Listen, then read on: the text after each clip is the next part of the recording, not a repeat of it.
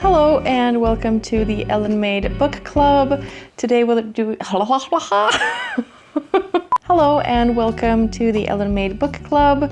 Today we're doing another tag video, and this time it is the this or that booktube tag for People April. This tag was originally created by Ros at Scallydandling About the Book and Elisabeth at Bookins Books. Sorry if I'm not saying that correctly. I will leave links for both of those channels in the description box, as well as for Pat at Book Chat with Pat, who is the one who tagged me to do this tag. So this is a tag about nonfiction books about people, so biographies or memoirs, letters, and there's a list of about 10 prompts. And it says to pick the prompts that appeal to you and the ones that allow you to be opinionated and, talk about the books that you want to talk about. For me, this is going to be a little bit more of a cry for help. I haven't read a lot of biographies and memoirs at all, but I find myself still having very strong opinions about what I like. And I would love for you to give me some recommendations on where to start, based on my imagined preferences. I don't know. I'm gonna talk about what I do know that I like, and then just maybe talk about some biographies that I'm interested to read, and we'll just go from there. Anyways, welcome. I'm very happy to have you here, and let's get into the first prompt. Okay, so the first question is big, fat, and detailed biographies or short and succinct biographies? For this one, I think I'm gonna have to say short and succinct. I don't mind getting deep into stuff, but I think that if it's too dense, it's kind of making me not read it. So even if I maybe would enjoy it if I did, it's less likely that I will even start. I do have an example of this. This is Nelson Mandela's biography, which I think is called The Long Way to Freedom in English. It's about 600 pages. The font is really small, and it's all the way into the middle here, and I don't even know how I would even read that. And it's it's just very, very dense, and I really want to read this. I really want to learn more about his story, and I feel like that's kind of mandatory, to have some idea of his story. And I have some idea, but I would like to know it more. This is a very big and thick and detailed biography in my eyes, and I haven't read it yet, and I've had it for years. So yeah, short and succinct is my short and succinct answer. Question number 2, celebrity memoirs or average Joe memoirs? I know I said in my newbie tag video, I think it was, that I don't go for celebrity memoirs, but I think it doesn't really matter if the person is famous or not. I mean, Nelson Mandela is a famous person. It doesn't really matter to me if they're famous or not. It's more of, is their story interesting? What is their challenges they had to go through? What is their perspective? What is the difficulties that they want to talk about? And that might be lots of different things. But yeah, it's more about the topic. I'm not interested in reading some random celebrity memoir just because they're a celebrity. And what was the other one? Average Joe. I don't think that the average Joe writes a memoir. I think that the average Joe who writes a memoir is kind of extraordinary. And so that makes them not average Joe. You know what I mean?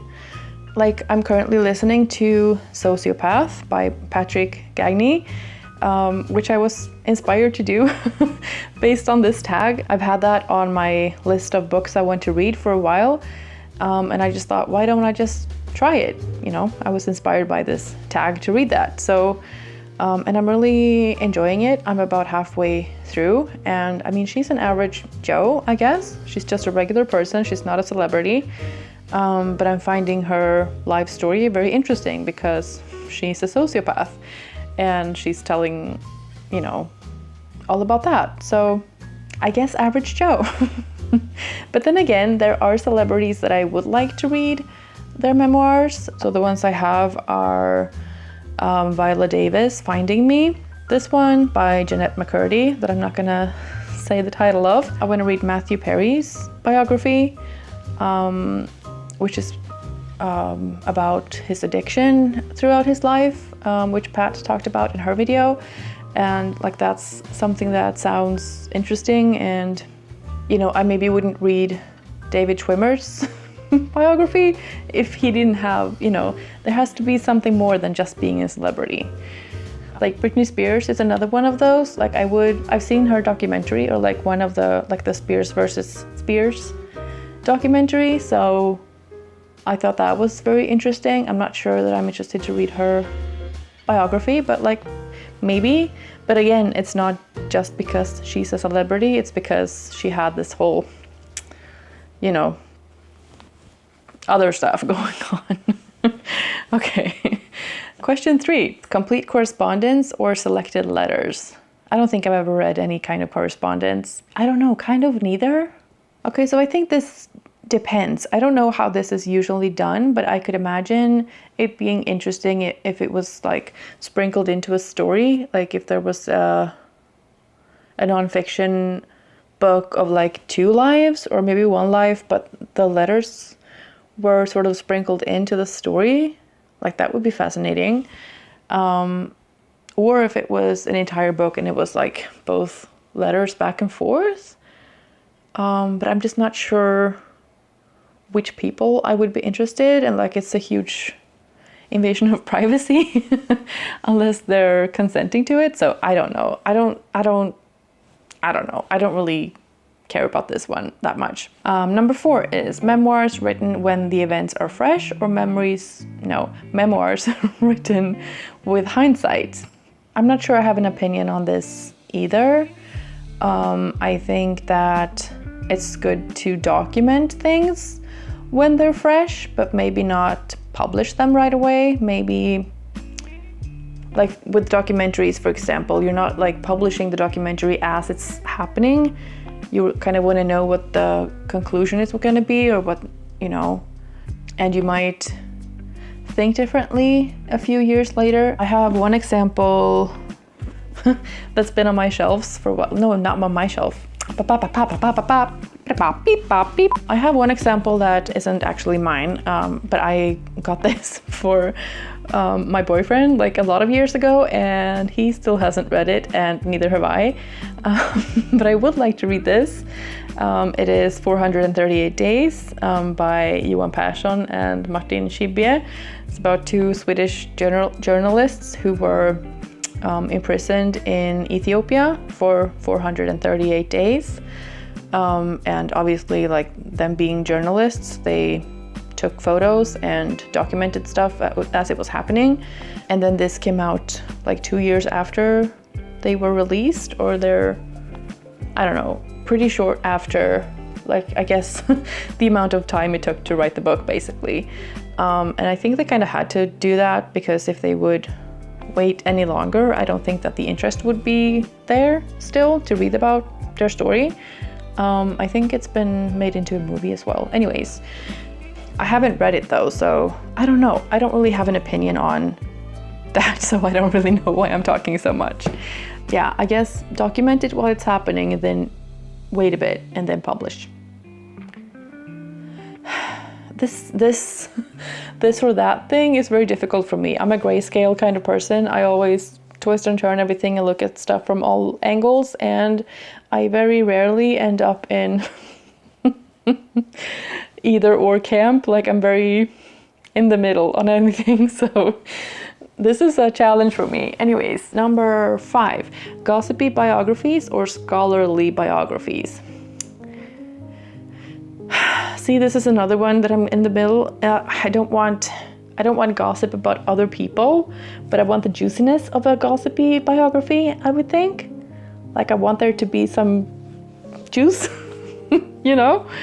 I don't want it to be scholarly in a boring sense, and I don't want it to be too like packed with facts. Like tell me a story still, you know?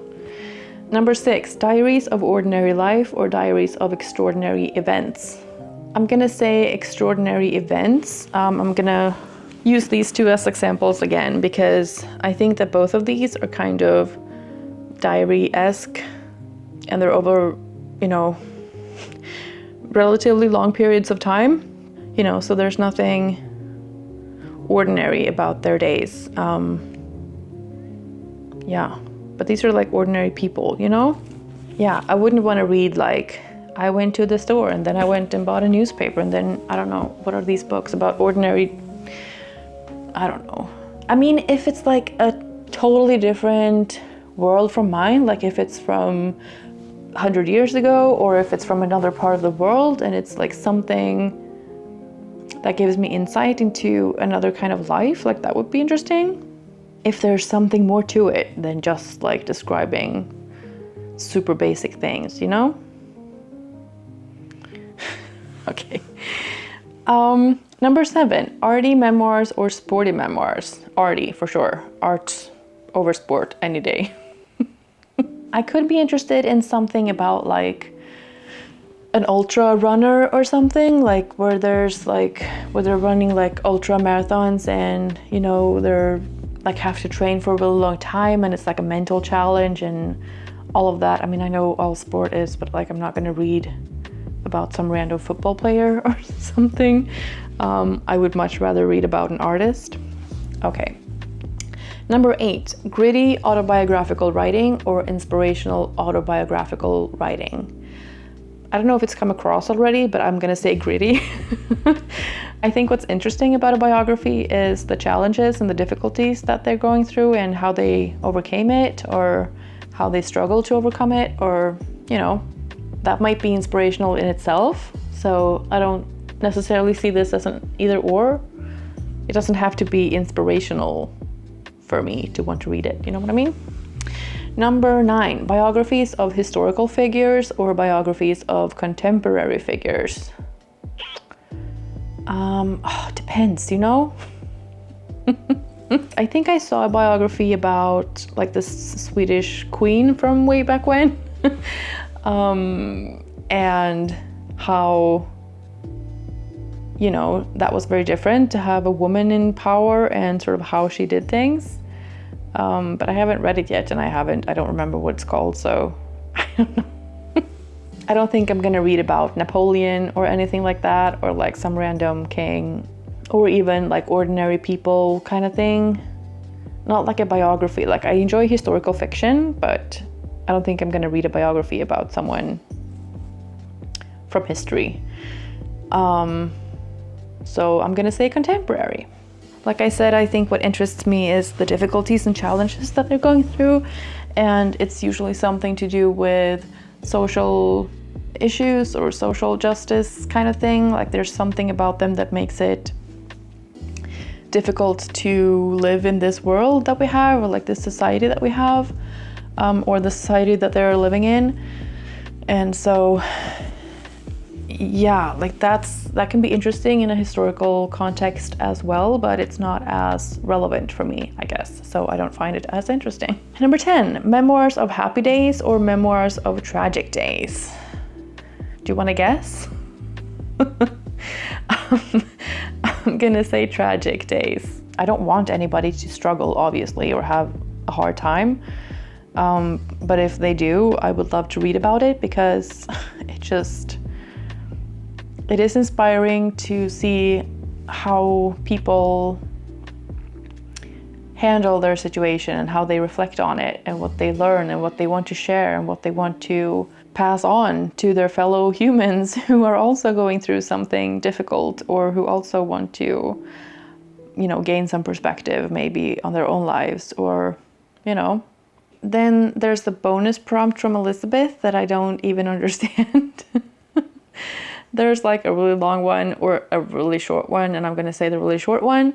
Okay, so those were my questions. No, those were my answers to these questions. And again, if you have any recommendations for me that you think will fit my preferences, I would love to hear them. I'm gonna put a few covers here of biographies that I do want to read, and if you can think of anything that's kind of similar or kind of, you know, maybe that I've missed, I would love for you to write them down in the comments and yeah, give me some tips, because I really do want to get into reading more biographies and memoirs. I do find them fascinating when I do read them, if they're good. Yeah, like give me some good tips. And then the last thing is to tag some other people, and I'm tagging Laura at booklover Laura, Chelsea at libraries and lattes, Catherine at raspberry reads, Oystein at becoming a bookworm, Kat at curious cat, Brindis at reads a lot, no, Brindis at Brindis reads a lot, and Maria Andrea at books and bocadillos. This was a really fun tag to do. Thank you so much to Pat for tagging me to do it. And thank you so much for watching and being here. And yeah, I'm looking forward to hearing your recommendations for some biographies and memoirs for me to get into. Yeah, I think that's it for now. I hope you have a really good rest of your day, and I will see you in the next one. Bye.